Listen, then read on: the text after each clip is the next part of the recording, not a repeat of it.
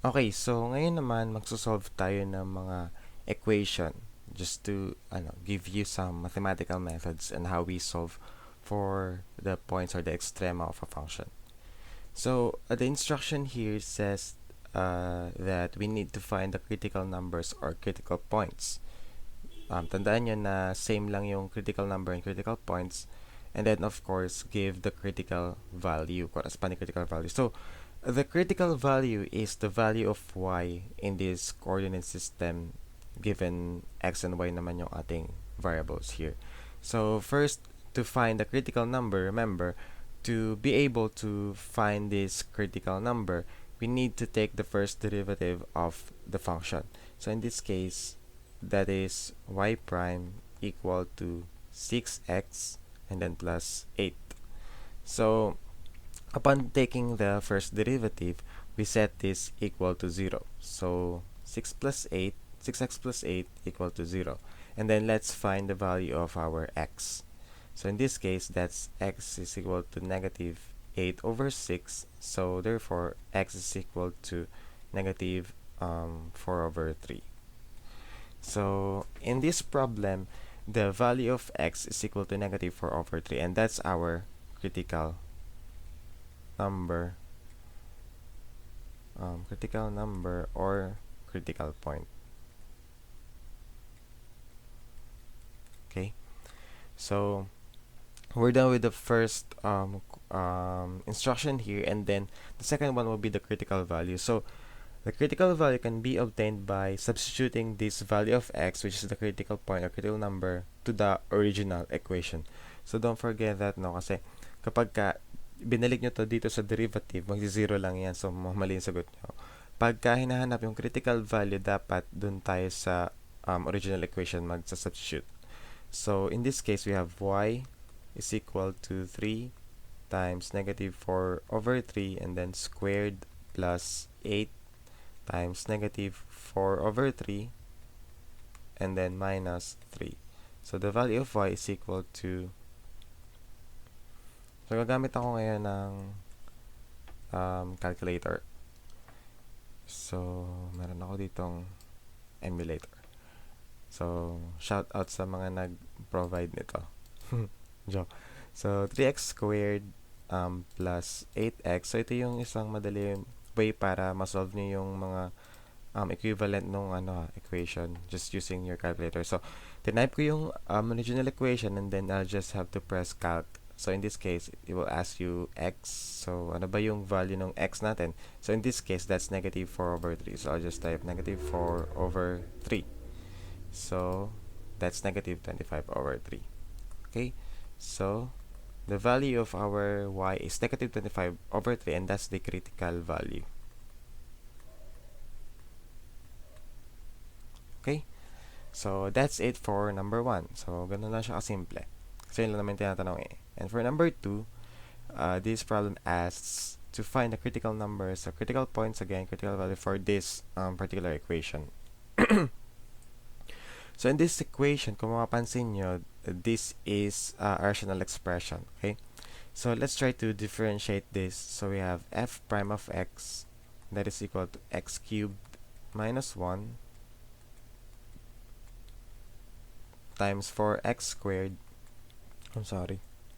Times 4x cubed, and then minus x to the 4th times 3x squared divided by x cubed minus 1 squared. Okay, so let's just simplify the numerator. So we have 4x to the 6th minus 4x cubed minus 3x to the 6th, I think 4 plus 2, and then we have x cubed minus 1 squared. That's also equal to x to the 6th minus 4x cubed over x cubed minus 1 squared. And then this is our first derivative. And then we set this equal to 0.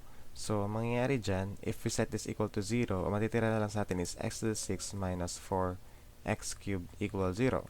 kasi denominator is 0. So, if I would multiply both sides by the LCD here, then makakancel lang yun kasi 0 sa. So, ito yung matitira. Okay. And then, with this form, I'll factor out x cubed. So, I get x cubed minus 4. Okay. And then, that is equal to 0. So, therefore, the value of our x would be equal to 0.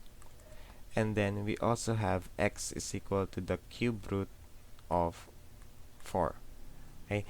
So, these are the critical values. I have two critical values here. Sorry. I have two critical points or critical numbers.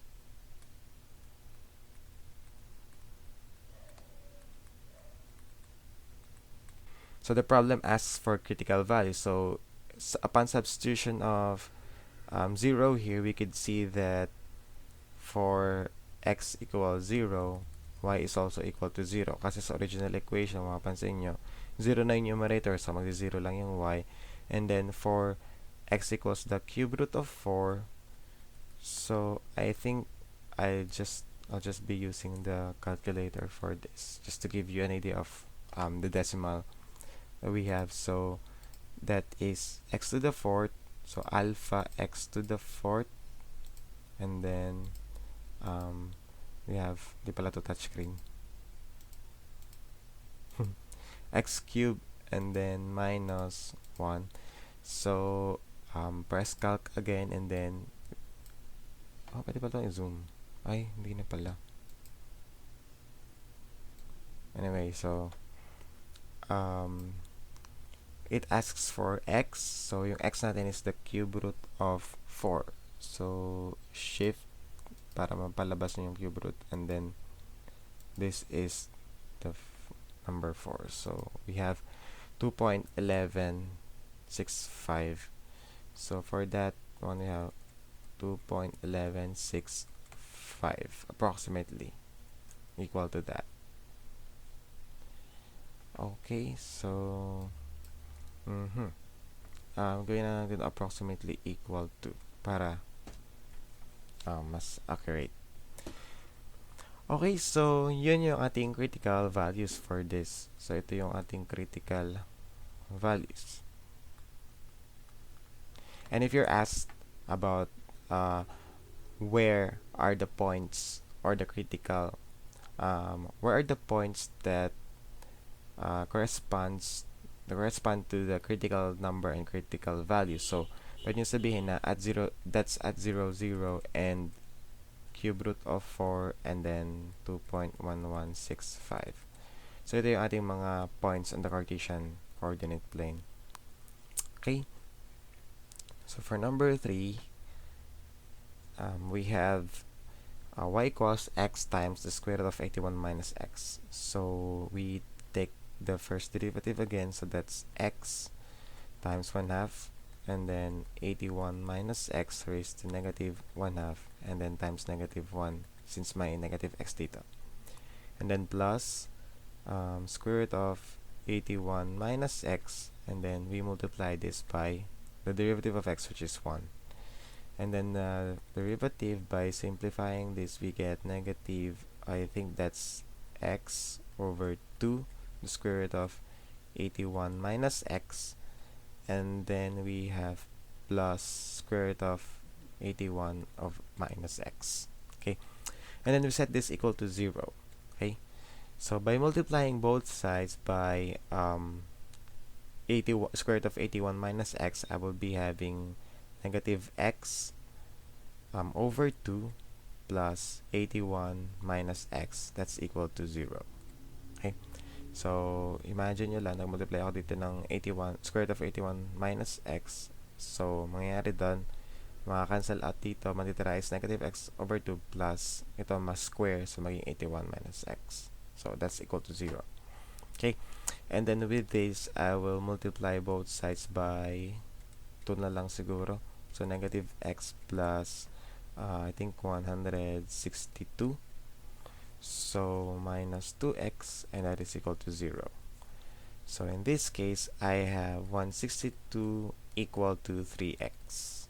And therefore, x is equal to So 162 divided by 3 is 54. Okay. So yan. For this particular equation or function, we have x equals 54 being our critical number. And then for the critical value, we have y is equal to 54 and then the square root of 81 minus 54. So 81 minus 54 is 27. So y is equal to 54 and then the square root of 27. So I think pwede nating i-factor out yung 9 times 3 dito. So we get 54 times 3 and then square root of 3. So the critical value would be 54 times 3, which is 162, and then that's square root of 3. Okay? So ito yung ating mga sagot dyan. Okay? So moving forward with our problem. So for number 4, the next question is y equals the absolute value of x plus 5. So I haven't mentioned about the derivative of an absolute value function, but simple lang naman siya. If you have an absolute value function and then you take the derivative of that, that is simply equal to f of x, so yung nasa loob na function, and then divide mo siya ng absolute value ng f of x, and then we multiply that with the derivative of the function inside the absolute value sign. So if we will do that here, that's y prime is equal to f of x. So f of x is x plus 5. And then we divide this by the absolute value of the function. So we get absolute value x plus 5. And then the derivative of x plus 5 is simply 1. So we get here that the derivative of the absolute value function is this x plus 5 divided by the absolute value of x plus 5. So we set this equal to 0, and then multiplying this both sides by the absolute value of x plus 5, we get x plus 5 is equal to 0. In turn, this becomes x equal to negative 5. So in this case, the critical point or the critical number for this equation is negative 5. And then when we try to find the absolute value here, so what we'll get here is 0. Okay, so that is the critical point, and that's the critical value.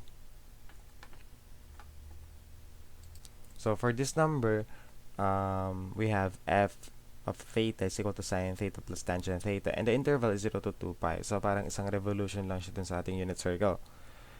So same procedure lang, we take the first derivative, so that is equal to cosine of theta plus this one will be secant squared theta. Okay, and then from 0 to 2 pi yung ating interval. So we also set this equal to 0. Okay, so in this case, we need to find the value of theta within this interval 0 to 2 pi that will give us a value of 0 here. So there are ways that we can solve this. Now, we can simplify this muna. So that's cosine theta plus 1 over cosine squared theta is equal to 0. And then we multiply both sides by cosine squared theta. Okay, so in that case, we will have cosine cubed theta plus 1 is equal to 0. And then the value of our cosine theta would be equal to negative 1, cosine cubed. So if we take the cube root of this, we get cosine theta is equal to negative 1. And what is that value of theta that will make it negative 1? So in this case, theta is equal to pi. So there are still values like since ito nga is it repeats itself for every 2 pi. So in this case, pi, 3 pi, 5 pi will qualify as an answer. But remember, the interval is restricted from 0 to 2 pi lang. So hindi natin i-consider yung 3 pi in this case. Okay?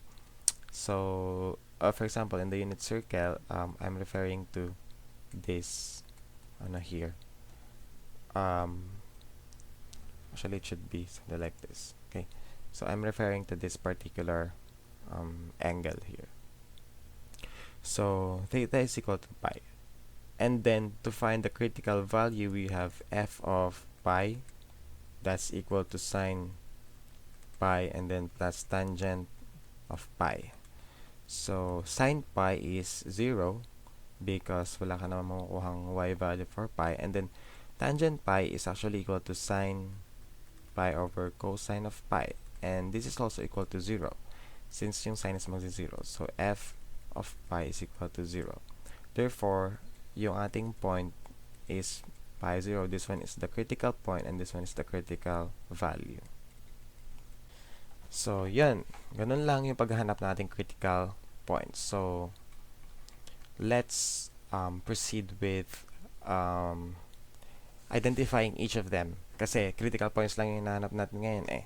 Okay? So, ngayon naman, let's try a polynomial of a degree n kung saan kailangan nating hanapin lahat yung extrema niya and points of inflection completely. So, usually, pag ang tanong is ganito, yung mga napag-aralan natin before, lahat ng critical points, stationary points, so, alamin natin yan for this case, and then, i-graph natin siya. Okay? So, for the first number, we have y equals x to the 7 over 7 minus 7x to the 6 over 6 minus 13x to the 5th over 5 plus 127x to the 4th over 4 minus 270x squared plus 432x plus 205. So, the same procedure lang will be taking the first derivative. So, y prime is equal to that 7 times x to the 7 over 7. So, ito marireduce siya sa x to the 6th. The same way for this one, this becomes negative 7x to the 5th. Okay? And then, for the next one, we have minus 13x to the 4th. And then, for the next one, we have plus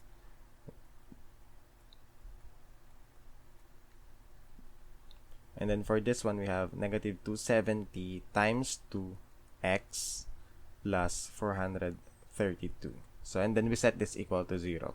Okay?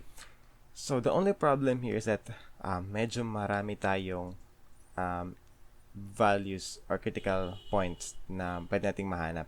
So, the reason is that this x is raised to the 6th power. So, knowing that we have x raised to 6 here, we know very well that the roots of this particular equation or the first derivative would mean that there are 6 possible roots na pwede natin makuha dito. But, how do we find all the values of x? Because if, kung try natin na i-calculate using our calculator, if you're using your Casio 991S or 7 or 570, same lang naman yung program, you will be able to get only one value if you just solve for x. So, ano bang gagawin natin if that's the case? So, in this case, ang gagawin natin dyan is we will apply Rene Descartes' rule of sign.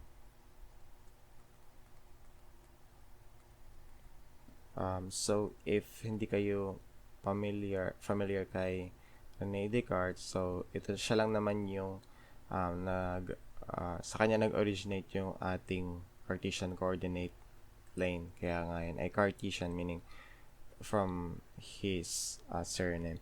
So, itong Rene Descartes' rule of sign just simply states that if you have for f of x, which is the original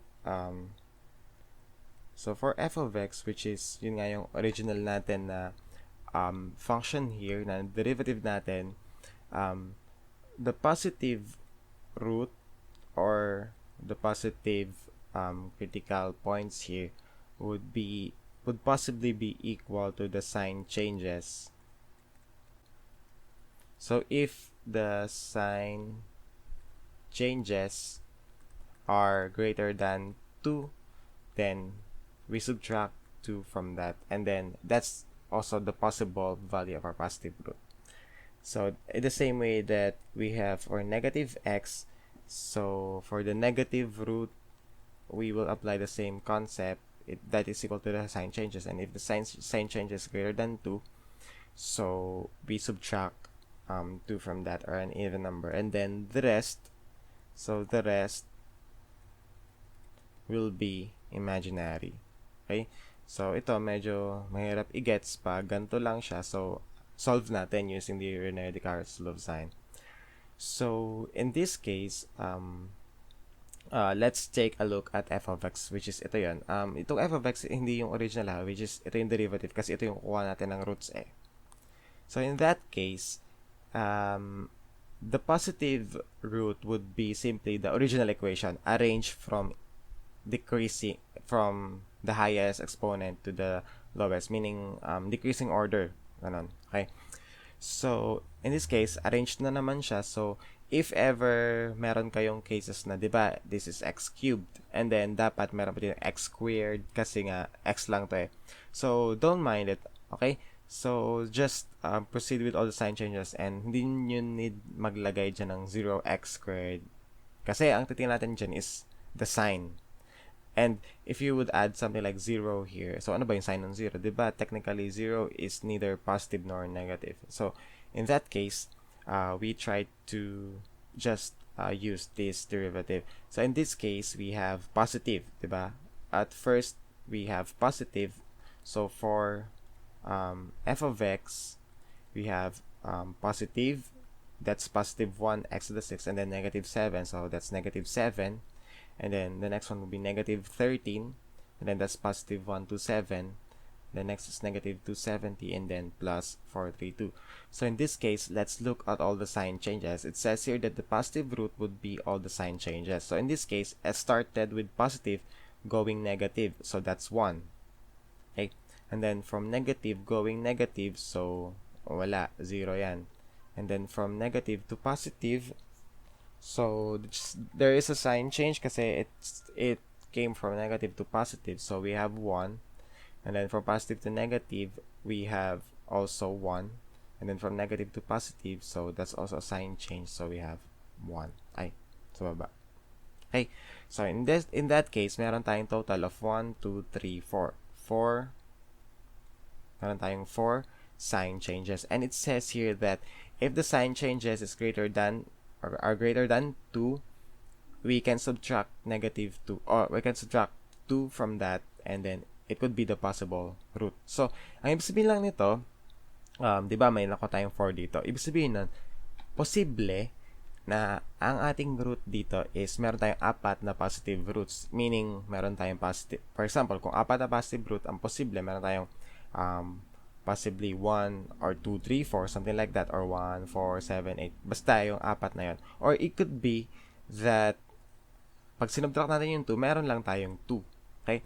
So, posible din na dalawa lang. And then, since this is also, actually, this should be greater than or equal. So, since ito is 2 pa, siya ay pwede pa natin subtrakan ng even number, which is 2. So, in that case, pwede siya maging 0. So, in short, this 4 to 0 mean that yung positive root natin pwedeng maging 4, pwede rin lang maging 2, or pwede rin wala. So, that's how it goes for the positive root. Now, for f of negative x, it simply means that we need to change all of we need to express x as negative x. So, ganun yung gagawin natin dito. And in that case, for f of negative x, we have x to the 6 would simply be x to the 6. Okay? And then, for x to the 5th, we know that if we use x as negative, diba, papalit as negative x, and then that's an odd exponent. So, in that case, this will be positive x, 7x to the 5th. And then, minus 13x to the 4th. So, retain lang siya kasi siya ay even. And then, this one would change the sign kasi siya ay odd. Then, this one is 540. This one is odd, so magiging positive.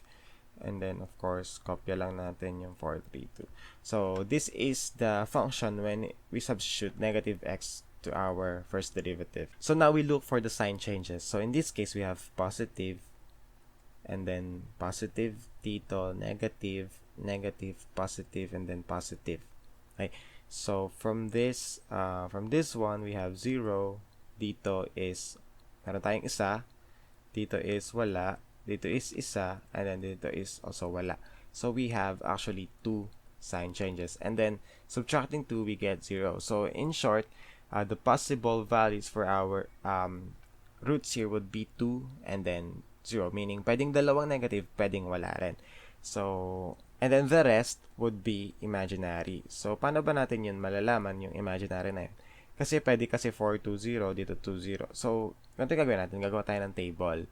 So, we have the positive root here, the negative, and then, of course, the imaginary root. Okay? So, in this case, alam naman natin na ang total, so we have here total.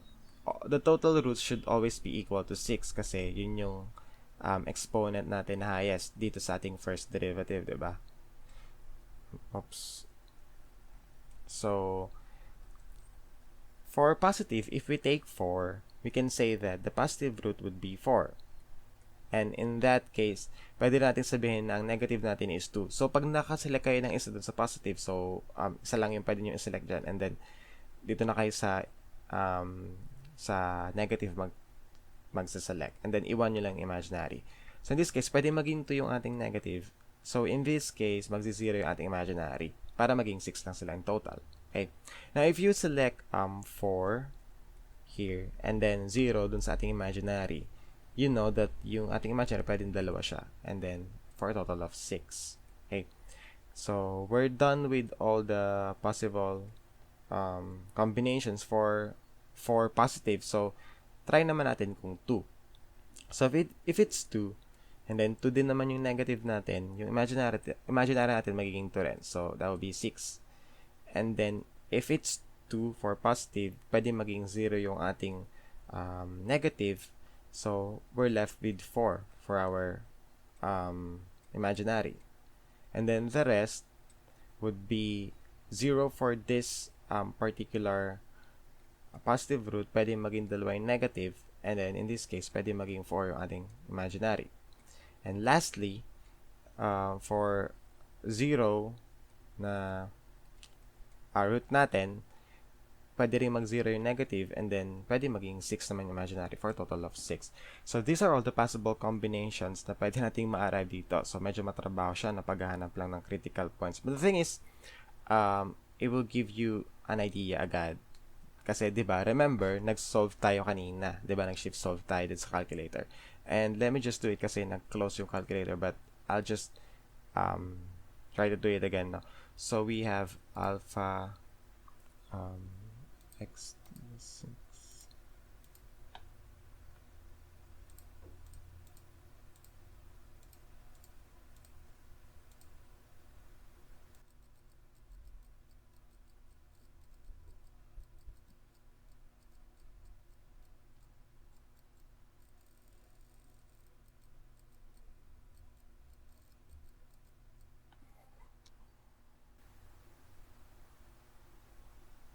Okay, so ito yung nag-shift solve ako for just one, and then nakuha natin is meron tayong isang positive root na pinalabas ito sa ating calculator. So in this case, kung meron tayong isang positive root, we know very well na hindi na to pwedeng ma-consider. Kasi syempre, meron tayong isang positive root and in this combination, we have 0 positive root. So hindi na siya pwede. Okay? And then ngayon, since ano ba yung, if magsasolve kayo using your calculator, probably you would arrive on a different answer here. So, posible yon. Kasi yung memory ng ating calculator,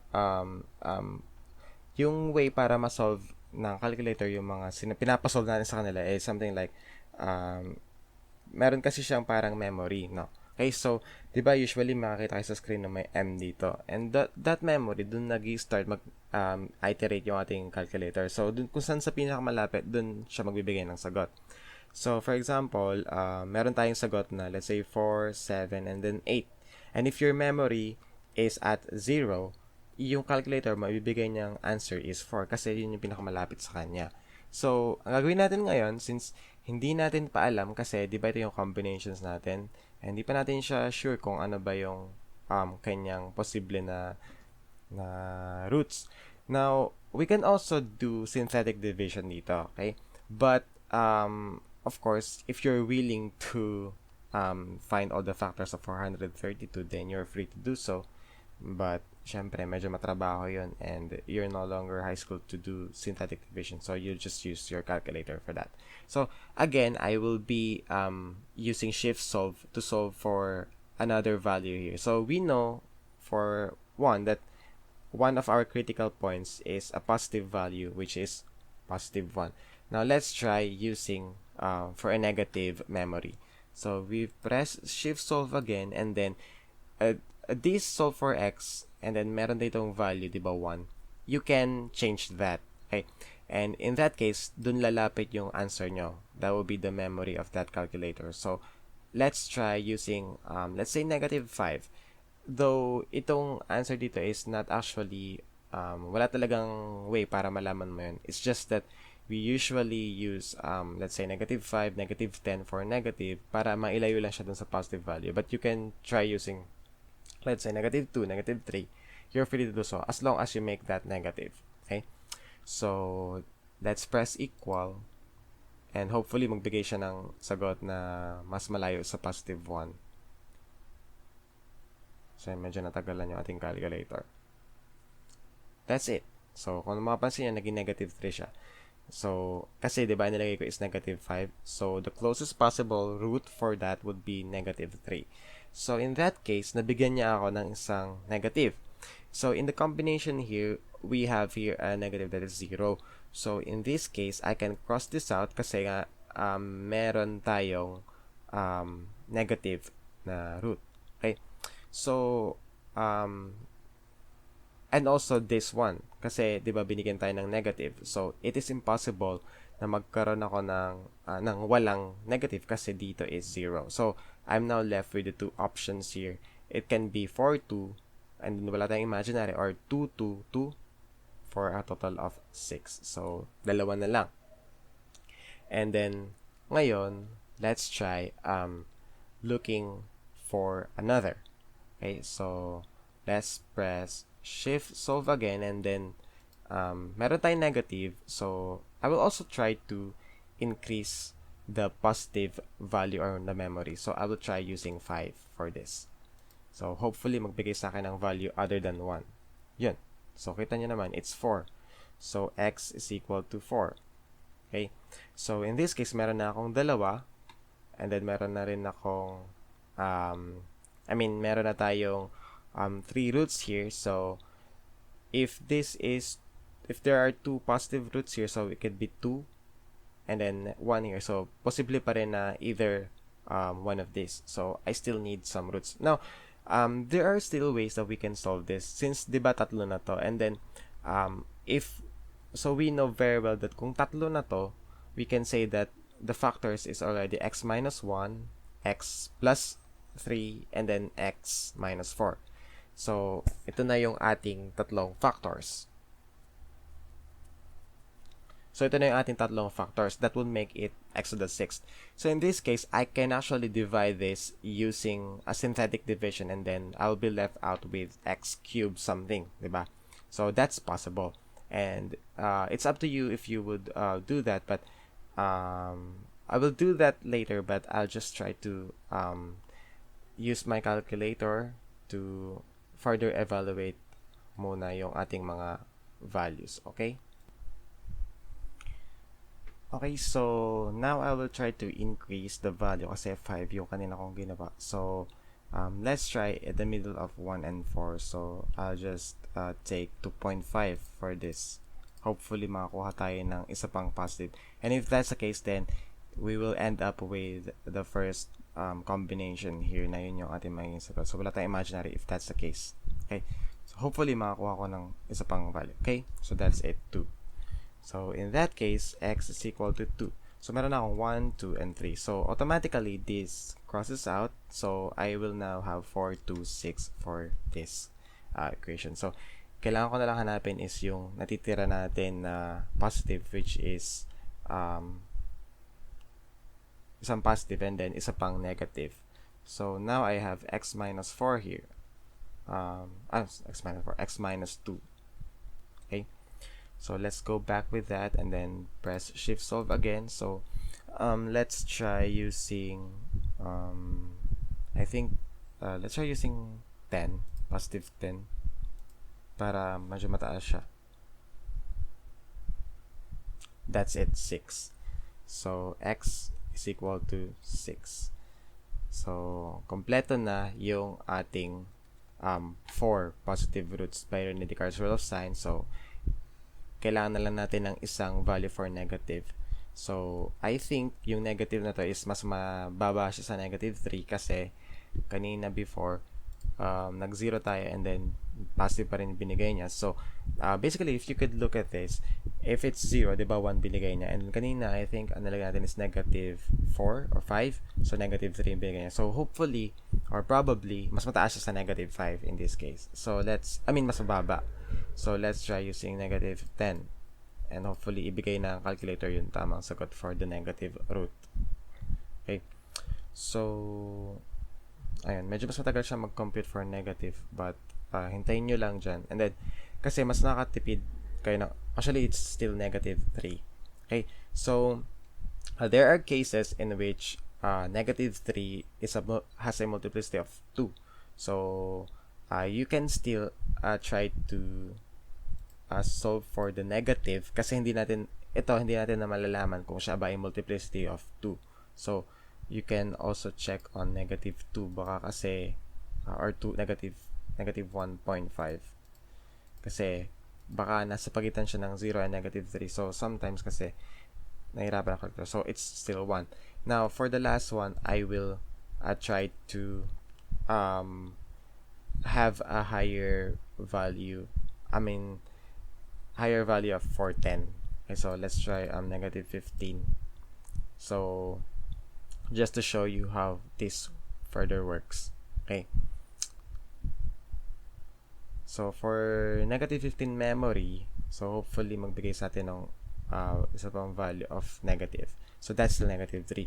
So, I'm assuming na yung negative 3 natin is multiplicity of 2. So, in that case, negative 3 yung ating two roots. Kasi sa Rene Descartes' rule of sign, even you have the same roots, it will still count as parang dalawang different roots. So, in that case, kung halimbawa, yung 2 natin dito is negative 3 parehas, so it doesn't matter. Kakount pa rin niya as dalawa, hindi siya isa. So, the only way that we can determine that is to use synthetic division and then factor all of this para sa ating equation. But, the good thing about here is that since alam natin yung 1, 2, 3, 4, 5, yung 5, we can just you do synthetic division continuously here and then ayun, may matitira na lang sa atin. So kung hindi nyo tanda yung inyong synthetic division, so madali lang naman siya. So let's write muna yung ating function here. I'll just take a picture and then paste natin dito and then so sa synthetic division, diba, ang gagawin lang natin naman is just copy the coefficients. So 1, negative 7, and then that's negative 13, and then 1, 2, 7, that's positive. And then for synthetic division, remember, since decreasing na to, we need to incorporate all the exponents. So in this case, we have 0 for x squared, and then for x, we have negative 540, and then we have 432 for the last. So we have here. And ang good thing about this is that we already know the factors, so we can just take all of these into single solving. So let's do 1 first. So that's 1, and then the operation, diba, it's positive. So, oops. So, yung ibang synthetic division, hindi ko na ipapakita dito ng isa-isa ulit kasi isa lang ang papakita ko since alam nyo naman to. So, ang gagawin natin muna is we bring down the first, diba? Ganun lang naman siya. So, 1, and then we multiply. So, 1, and then negative 6. That's negative 6. So, this becomes negative 19. That's negative 19. And then 127 minus 19 becomes 108. Then 108 times 1 becomes 108. This is 108. This is also 108. That's negative 540 plus 108. So we're left with negative 432. And then that's 432. So this becomes 0. Then we continue this with the other root, so we have negative 3. So for negative 3, so bali ito is x to the 6th, then the next one is supposedly be x to the 5th na lang. So we have here 1, that's negative 3, negative 9, positive 27, and then I think for this is, I think it's 8, and then we have negative 24, so 108 minus 24 is 84, and then 84 times negative 3 is negative 252, and then subtracting 108 we get negative 144, and then times negative 3 we get positive 432, so this becomes 0. Okay, so in this case we already have x to the 4th, so we try to check on 4. Okay, so if it's 4, then we can also bring down this 1, and then we get 4, that's negative 5, negative 20, negative 12, and then we have 48, that's negative, so 84 minus 48 would be 36, and then 36 times 4 would be equal to 144 positive. Okay, so we have 0 here. So for this one we have x to the 6th, this one is x to the 5th, this one is x to the 4th, and then this one is in x cubed. Okay, so we can now write this as x cubed minus 5x minus 12 plus 36 equals, x cubed minus 5x squared minus 12 plus 36 is equal to 0. So I can now use my calculator to find the remaining roots using the mode and then equation and then 4. So ito yung ginawa natin since nag-synthetic division tayo kasi nga hindi natin makita yung last root for this negative. But if your calculator was able to find the remaining negative, then di mo na kailangan dumaan dito. But since nga dumaan tayo dito is kailangan natin gawin.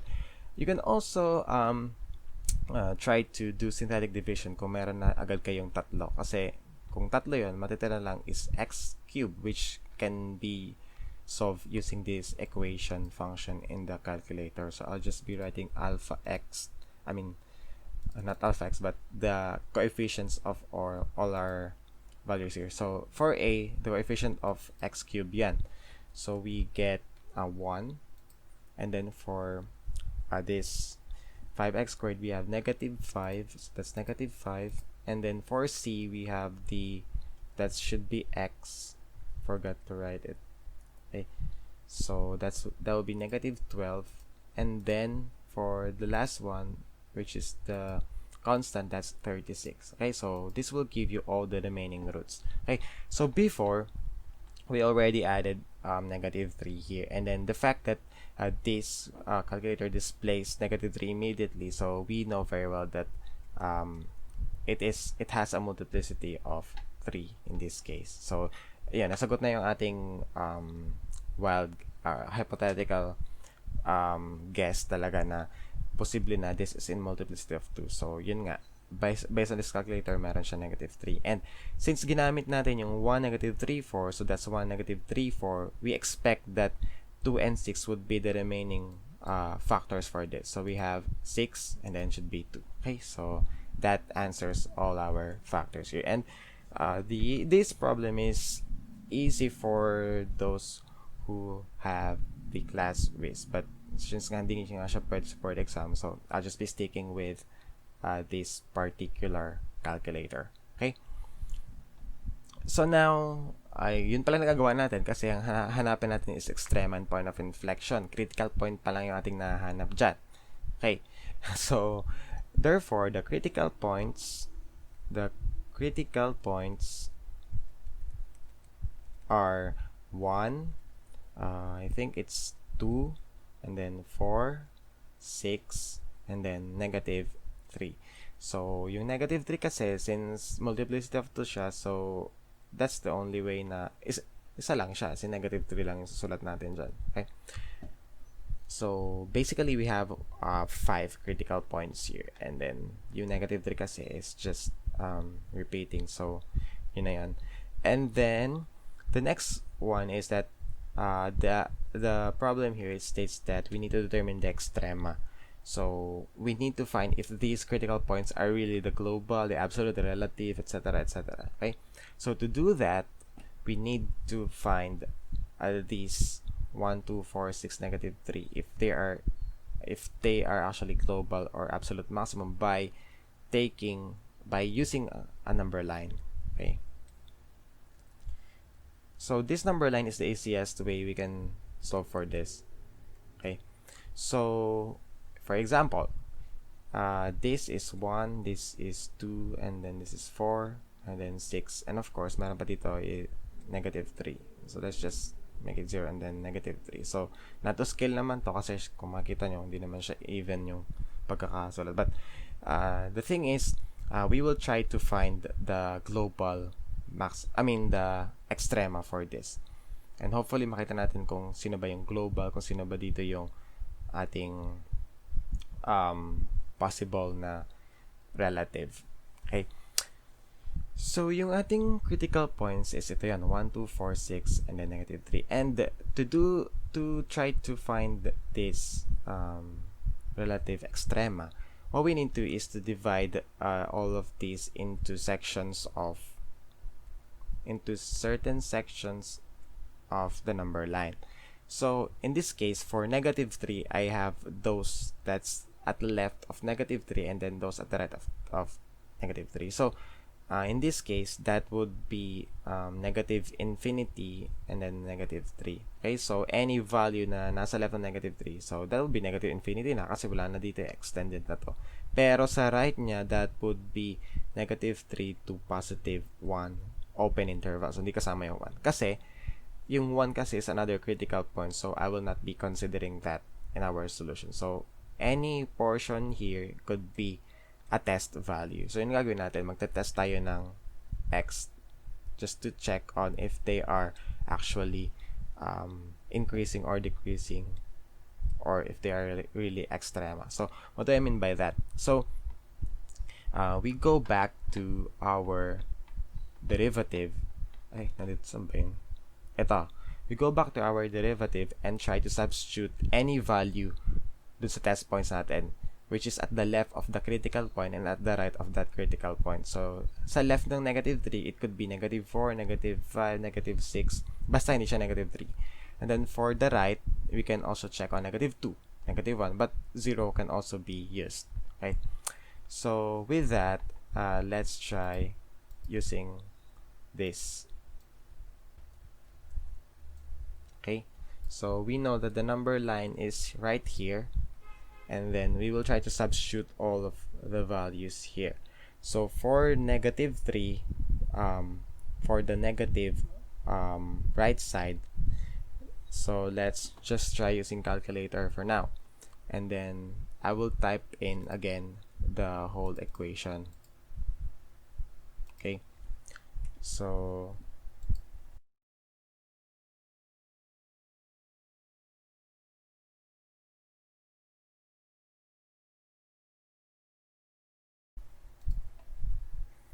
okay, so hindi nyo i-equate yung 0 kasi hahanapan natin to ng values. Okay, so press calc, and then it asks for x. So in this case, x is not equal to -3 kasi yung ating critical point, dun tayo sa left ng -3. So I can also take -4 for this.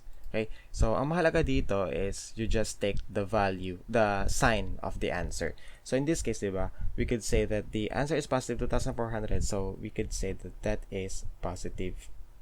Okay, so we have positive right here. Oops. Dito na lang. So positive. And then, kapag ka naman nasa right ng 3, so I can also take 0 for that. So that's also positive. Okay, so we have positive. So the question would be, is there actually a change in our slope? So I mean the direction of the slope here is positive. So basically kung siya ay increasing and then lumampas siya dito sa ating critical point and then increasing pa rin siya. So basically wala tayong change in our concavity. So, because wala tayong change sa concavity, negative 3 is not an extrema. Okay? So, kukonsider lang natin siya na extrema once na meron tayong change in our sign for this, which is, ito yung sign, hindi ito sign nung nung ating, this is a sign of our slope, which implies if the slope is actually decreasing or increasing. And then, we're done with the first critical point. Now, let's try doing for the next critical point, which is 1. Yung 0, hindi yun kasama. Let's erase that. Okay, so for 1, so I'll let you pick. So, just think of the one that's at the left and right of 1. So, you can just use for 1, for 1 would be 0, and then for 1 and 2, that would be also 1.5. So, in that case, you don't have to repeat this portion here kasi na-try mo na yan. So, gagawin ko ngayon is I will try to answer all of this dun sa pag-ita ng ating mga critical points. So, in this case, for 1 and 2, I will try to use 1.5. Okay? So, ang mahalaga dyan, pag nakuha nyo yung critical points and then nasulat nyo siya sa isang number line, test all those that are in between the critical points. Okay? So, in this case, kung kita nyo naman siya, it's negative. So, for negative 1 and 2, that will be negative. Okay? And then, for 2 and 4, so I can just use positive 3 for that. And that will be positive. Okay? So, in between 2 and 4, that will be positive. And then, for 4 and 6, so I can try using 5. So, I will get negative for this one. And then, lastly, for 6 to infinity, I can just use 7 for such case. So, that will be 9,000. So, that's positive. Now, just to show you how this works, this should be 0 when we try to substitute 6 or any critical point here. So, if I try substituting 6, that should be equal to 0. So, this obeys with the Factor Theorem or the the Factor Theorem. Kapag ka mayroong factor and then you try to substitute that factor with the equation, then that should be equal to 0. Okay? So, ano ba yung meron dito sa positive, positive, negative, positive na sign na to? So, ang importante lang dyan is just we take on a look on the sign changes. So, if it's positive and negative, we know that kung positive to, we can say that our slope is increasing and then it hits this critical point, so it stops right there. That's the turning point, and then it becomes negative based on this sign. So that will be negative. Okay, so this is how it looks like on the graph. And then for this one, we have negative and positive. So this one is negative going downwards, and then it hits the critical point at 2. So that's the turning point, and then it becomes positive. So in this case, it becomes the minimum. And then the same thing goes for this.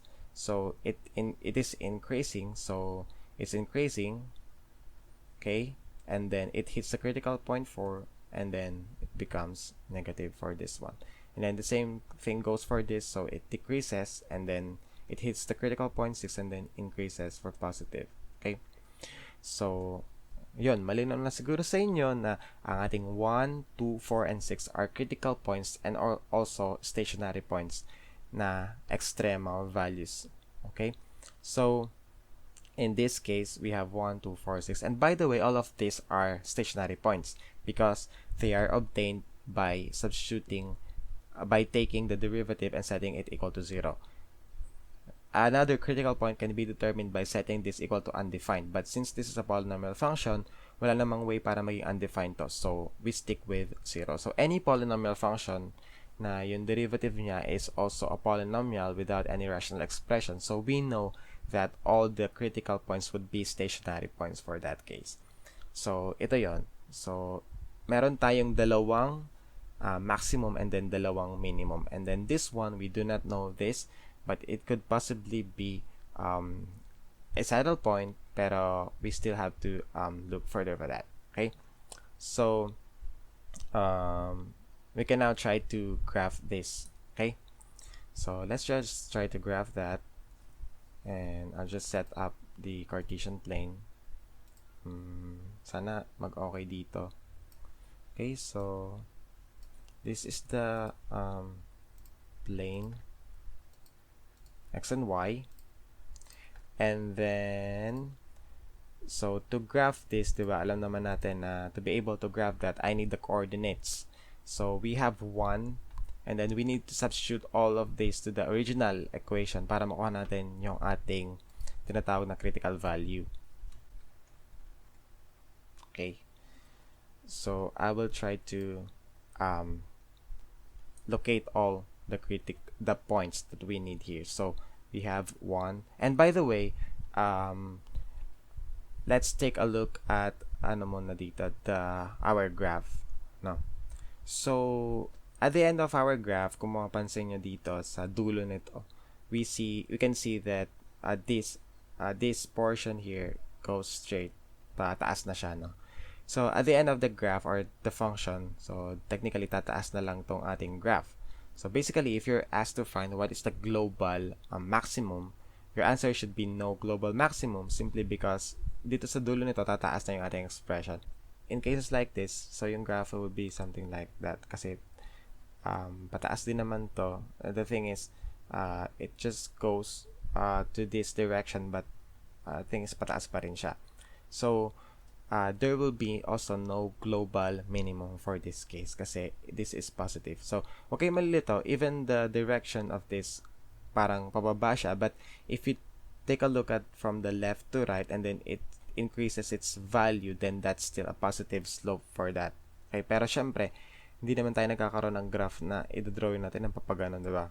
So basically hindi siya graph. So let's try to find all the values for this muna. So we have 1, and we could also find the value for negative 3. So unahin natin ito negative 3, though hindi naman talaga natin siya i-graph as extrema, pero let's just try to find the value for that. So we have negative 3, and then let's just substitute for the value. So I think I'll just be using the calculator again. So ito actually is a very gamit na gamit talaga to sa college nyo, and you should learn the techniques, especially in simplifying your calculations using your calculator, para di na kayo manumano, baka kasi tatype nyo pa siya isa-isa. So ganito na lang, type nyo na lang yung equation,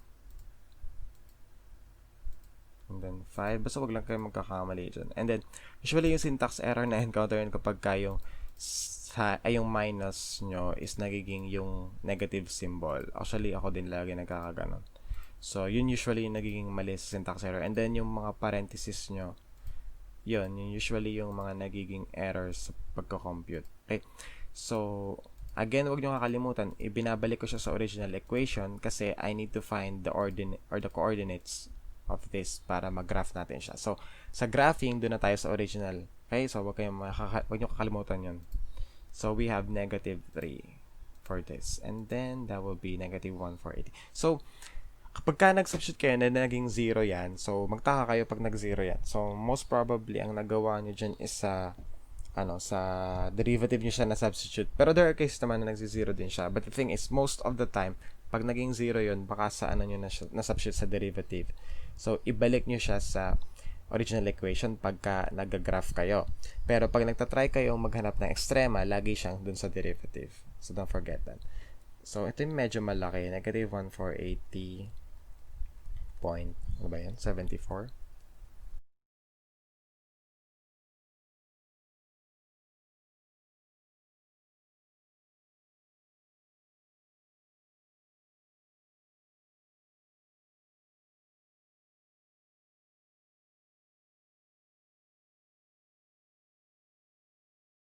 So, yun ang ating mga 1, 2, 3, 4, 5. I think may isa akong kulang dito. Okay, ito pala. So, yun yung ating mga points na mga important points na kailangan natin i-graph. So, hopefully, I will make this 100 na lang siguro. Truncate natin siya, though mali yung ganon, but just to show you how this works, gawin na lang natin. So, 100, 200, 300, that's 400, and then 500, and then 600. Okay? And then dito, di 1, 2, 3, 4. So, 1, 2, 3, 4, 5, 6. So, mali to ha. Huwag yung gagawin yan. It's just that I just want to show you how it works in the graph. So, syempre, pag nag-graph kayo, medyo malaki yan. Pero, I will not give you something like that na sobrang taas naman. Or, if I will be, then, okay lang siguro na ganito yun. I-compress natin yung y-plane. So, that's 1 and then 395. So, that's close to 400. So, this is 1. And then, the trend would be something like this. No? So, pwede kang magawa ng ganito. Okay, just to show na that is a maximum. One of the maxima. Okay, plural. So, 2 and then 307.419. So, that's 305. So, mas mababa siya dito.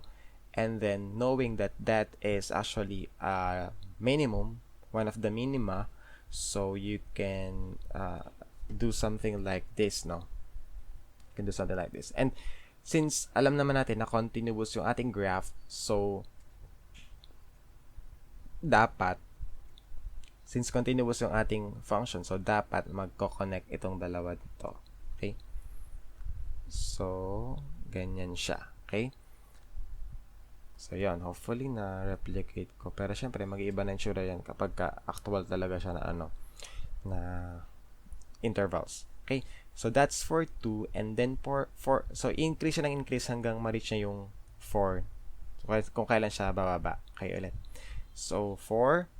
So, for 4, that's 640. So, it's around here. Okay? So, tataas siya ng tataas until ma-reach niya yung ganyan point. Okay? So, let's erase this extra thing here. Okay? And then, dun, pag na-reach niya yung 6, bababa naman mag-turn siya ulit. So, that's 6 and then negative. Meron tayo negative dito eh. So, dito siya banda. So, that's negative 433. Okay? So, bababa itong ating graph right through here and then, yeah. Okay? So, yeah. Okay, and then, remember dito, tataas na uli siya. So, tataas na siya dito. And then, for 3, we have negative 3, negative 1, for 80. So, meron ditong negative 3, and then, that's negative 1, for 80, around here. So anyway, so yan. Bumaba na yung ating graph, dire-diretso siya pababa, and then, yung ating graph at this point onwards would just tataas na lang. So, in short, we can say that for number 1, we have no global extrema. So, when I say no global extrema, I mean that I do not have any global maximum or absolute maximum and absolute minimum. Okay? So, the next one are the relative. So, we have the relative maximum. Or maxima if we have 2. So, I think we have 2. We have 1 and then 4. So, we have this coordinates. So, in cases like this, you can use, pwedeng sabihin nyo na that is x is equal to 1 and x is equal to 4. Or you can also write the coordinates, that's 1 and then 395.126 and then that's 4 and then 640.50. So, okay, malilito dyan sa pagsusulat kasi if you just write 1 and then wala siyang x equals, so hindi ko maalam kung ano ba yung tinutukoy mong 1 na yan. So, just stick with this. If it's just x, then just write x equals 1. If it's the coordinate, then write the coordinates. Okay. And then relative minimum or minima, kung meron tayong dalawa, ilan ba yung atin? So, dalawa. So, this one and then this one, So, we have 2. So, that's 2 and then 357.419. And then we also have, I think that's 6 and then negative 433.74. Okay. So, that's it for the extrema. And then so, ano kaya yung 3 natin? So, yung 3 natin is most probably, 3 here would be negative 3 would be a saddle point for this one. So you can check on the values that are really close to 3. So if the values are really close to each other, then you could also say that yun na nga yung ating mga saddle points for that particular value. And since we have 3 here and then negative 3, and then hindi naman siya extrema pero siya ay critical point wherein a stationary point as well kasi galing siya sa 0. So we can say that hindi nag-change ng kanyang slope here.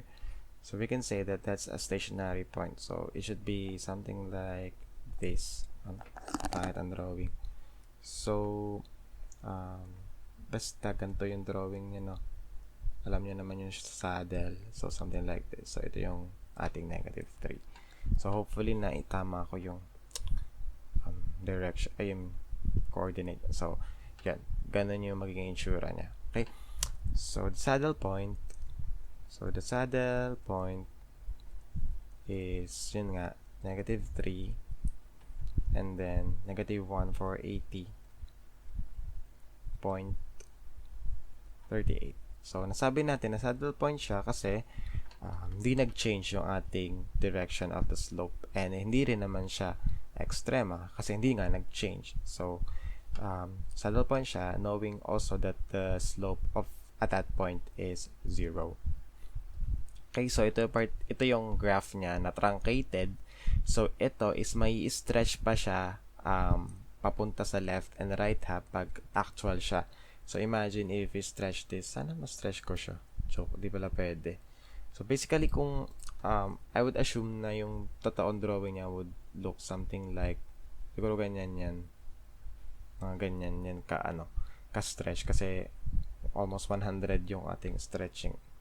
Something like that. Better. Pero yan na yung basic idea nun. And then I think meron pa ata ditong kulang. Ano ba bang tanong dito? So points of inflection. Yan nga, nakalimutan natin. So yung POI naman or point of inflection, kasi yun na lang yung kulang natin dito eh. So, for the POI, alam naman natin na POI, or hindi ko pa sure kung nasabi ko pala, the point of inflection is obtained by simply taking the second derivative and then equating that to 0. So, in this case din naman, we could say that at this point somewhere here, there's an inflection point. Dito, for sure, meron. And then, of course, dito, as well as somewhere here, siguro. Pero, it's too early to say kung saan ba dito, pero it's somewhere in between there. Kasi minsan it's around here pero sometimes it's around here. Pero usually pagka yung medyo symmetric yung ating pag-turn, dun siya sa gitna. Pero pag hindi siya symmetric, hindi siya actually nakakita basta sa gitna. Pero in any way, we could say that there's an inflection point somewhere here, here, here, and also dito sa portion na to. Okay? So I would assume that we have 4 points of inflection, and in this case, as you can notice here, if we take the second derivative, meron tayong to the fifth, diba? Meron tayong to the fifth dyan. So bakit kaya meron lang tayo dito na 1, 2, 3, 4 points of inflection? Baka kasi 5 yan. So let's try to solve for it. Okay, so the first derivative is right here, and I will be taking the second derivative for this. So let's just do it right here siguro, para mas maluwag siya. So for the POI, I'll be taking the second derivative. So that's the second derivative, and then we have 6x to the fifth minus 35x to the fourth minus, that's 13 times 4, so that is 52 x cubed, then plus, that's 127 times 3, so that's 381, and then we have I think that's negative 514 na lang. Okay, so and then we set this equal to 0. Okay, so if we can factor this out para mas simplify natin, that's good. But 3, 4, so I think pwede siyang i-divide sa 3. Okay, so we can have 35 is not divisible. So, hindi na pwede. So, I think wala na siyang common factor. If meron naman, you can free to do so, then just divide this. But I don't think meron siya. So anyway, so in this case, gagawin ulit natin yung Rene Descartes law of science. So if it's f of x, then the sign, if it's f of x, then that's just simply the original equation. And then, bakit ba natin yung gagawin? Kasi, hahanapin natin lahat yung mga, wait,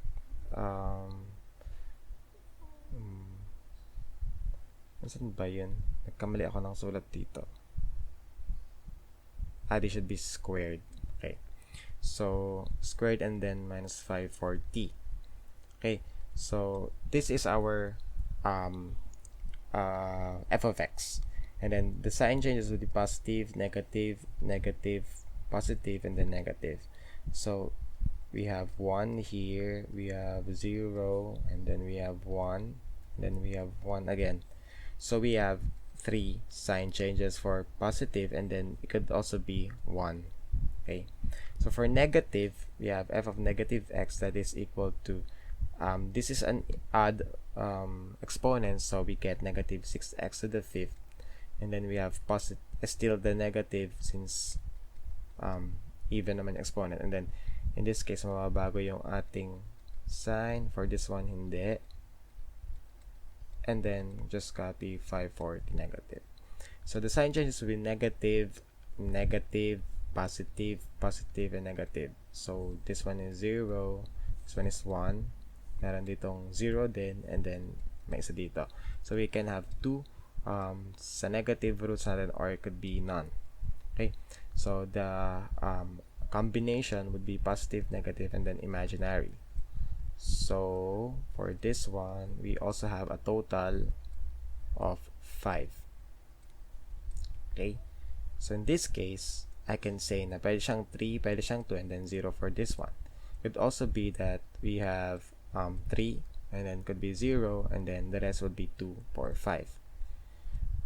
Can be 1 for positive, and then 2 for negative, and then Malitera is 2, so 5, and then it could be 1, and then we have 0, and then 4 for imaginary, and then 5. Okay, so I'll just be using the calculator to find the possible critical, inflection points. But to give you an idea of the critical, the inflection point, for sure, one of the critical points is a positive, or 2 of them is positive value, because as you can see here, there's a critical point, there's an inflection point right here, and then there's also an inflection point right here, and that's a positive value for x. Okay, and then for this one, it's not safe to assume that that's a positive inflection point, so we cannot therefore say that's a positive inflection point in that case. So we have 1 here, we have 1 here, and then we also have 1 here, a positive inflection point. So we could therefore say na we have at least 3, or at most na siguro yun, at least 3 critical points. But to take note of that, because 3 na yung maximum natin, so most probably this is not somewhere right here, but it is around somewhere right here at the negative side, kasi 3 na itong ating number of critical inflection points here. So we can now cross this out kasi alam natin na hindi na yan posible, and then knowing na 3 na lang siya, so posible na meron tayo, it's possible na ito yung ating magiging combination. Okay, and then sabi dito, if it's 3, there could be 2 inflection points right here, and then if it's not, then it could be 3 and then imaginary. Okay, so if that's the case, then let's try looking for the values of that. Okay, so I'll start with the positive, and I would assume that it is in between 1 and 2 kasi nandun yung ating critical point, so I'll just use 1.5 for that. So I'm expecting na ang value nung isa is around in between this 1 and 2, so I have now 1. That's 1.4786 for one critical value, for one inflection point. And then for sure, one of them is in between 2 and 4. So I'll just try using 3 as a memory.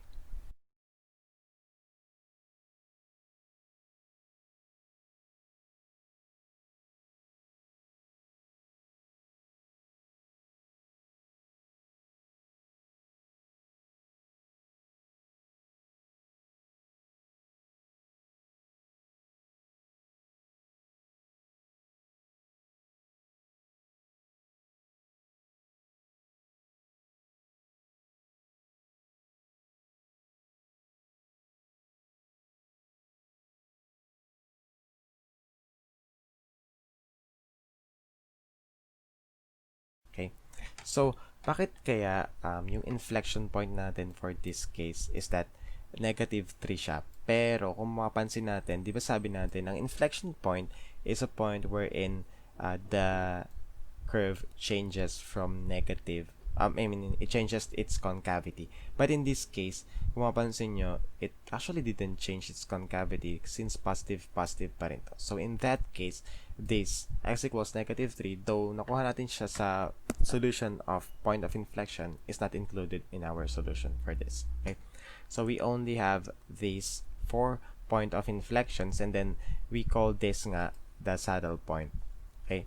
So, we initially assumed that that's a saddle point simply because hindi siya relative extrema, and then the slope is 0. This solution is also an affirmation to this saddle point because nakuha natin siya dun sa solution sa point of inflection. So, usually kasi itong saddle point, since we know that the derivative of that is 0, so most probably the second derivative of that, kasi nga parang medyo straight curve na siya kasi naging gano'n na siya, so most probably pagka tinake mo yung second derivative niyan is magiging 0 pa rin yan. Kaya yun yung reason bakit nakasama siya din sa ating point of inflection, pero hindi talaga siya included solution kasi ang saddle point doesn't change its concavity, pero yung point of inflection, it changes the concavity of our graph. So, with that, meron lang tayong apat, which is which is graphically correct in this figure that we have here. Okay. So, to finish it, di pa kasi tapos yan. X values lang yan. So, we need to take the values, not the critical values, but the coordinates of this point of inflection. So, meron tayong apat. Let's just write them all here. Okay, so the point of inflections are this ordered pair 1.4786 and then 376.8628. So this is our point of inflections. And then we have 3.2013 and then 517.8637. We also have 5.3402 and then negative 23.1567. And then lastly, we have negative 1.1868 and then 391.4838. Okay? So, yun. And then, I hope it matches the graph. And tingin ko naman, nagmamatch siya dun. Let's try to copy it right here and then check it on the graph. Oops. Okay, so ito yung POIs natin. Then PUI ha, baka PUI nyo. POI. So, ayun. Let's check 1.4786. So, it's around here and then 376. Okay? And then we have 3.2013. And then we have 517. So, it's right around here. So, kung mapapansin nyo, medyo gitna sila, no? And then we have 5.340 and negative 23. So, dapat medyo mas mataas pa ng konti, right around here. And then that's the last one will be negative 1.186 and then negative 391. So 100, 200, 300, and it's around 400. Okay, so it matches all our points. So I hope ito na yun. Okay, so I hope mas nag-gets nyo to, and it's medyo mahabang solution, but the thing is, yun nga, the idea is that you start with the critical points and then you label them all based on the sign changes, and then the decrease in your the sign changes based on the slope. Now there's also another way to find if it's a global, if it's a relative maximum or local, local minimum, or of course maximum. You can also check on the second derivative and try to substitute all these critical points. So, diba dito, we have 6x to the 5th, and then minus 35x to the 4th, minus 52x cubed, plus 381x squared, minus 540. So, if you try to, for example, substitute this, the second derivative, all the critical points that we know. So, for example, yung una natin, diba we have 1. So if we try to substitute this 1, so in this case, the answer is negative 240. So because f prime prime of 1 is less than 0, which in turn becomes, this one is a negative. So knowing that this is negative, we can say that this is a maximum. Okay? So that's a maximum. And then if we try to check on, tingin ko mas madali to sa inyo, but this, line graph would give you a more, I think for me, it gives you an idea of how the graph will be drawn. Pero this could also help you. So that's 1, and then di ba meron tayong 1, 2, and 1, 2, 4, 6. So if we try using 2 for this, what we'll get is a positive value. So if it's a positive value, then that's a that's a minimum. So that's 200, and that's minimum. Okay, so for, I think we have also 4. So for 4, we have, so this should be negative. So we have here negative 588. So again, that's a maximum. And then for 6, so this should be negative. So, this should be positive. So that's 3240. And then, since this is positive, then that will be a minimum. Okay, so that's one shortcut way of finding if it's actually a global, a relative minimum or a relative maximum. So, if you check on positive 3, so negative 3, because that's one of the critical points, you should be getting a 0 value, and this 0 would mean that it cannot be classified as maximum or minimum. That's why you have to check on the first, this test first, which is the test on the changes in sign for the original, for the slope of it. And since it doesn't increase or decrease, then we could say that that's a saddle point. Okay, so I think that's all for the polynomial function. By the way, since kinuha ko nga pala itong example na to dito sa module nyo, sa assessment, this has the same equation, pero in this case, we have negative 7 for not included in that boundary, So if that's the case, then probably mag-iba yung graph natin knowing na negative 7 for to, so hindi siya mag-extend indefinitely dun sa both sides. That will be open interval, but ayun, so you could also try to solve for it naman, and then